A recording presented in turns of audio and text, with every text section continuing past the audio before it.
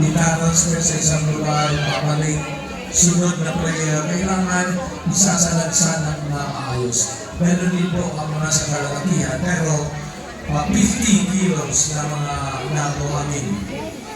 Isang gawain sa mga rancho, no? Nakukuha ng kasama ng mga feeds, and etc. Non-cattle feeder. Ito na! Ito na si, palapakan natin, Paulo Tubas!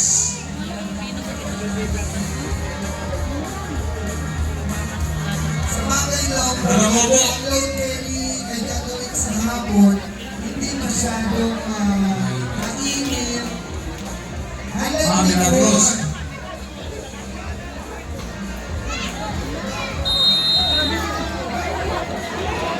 Wow! Wow! Wow! Wow! Wow! dito na. Talagang tumakalo ng baka. Alam mo, may maraming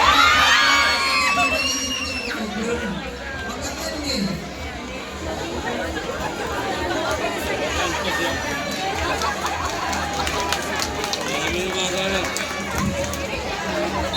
Congratulations sa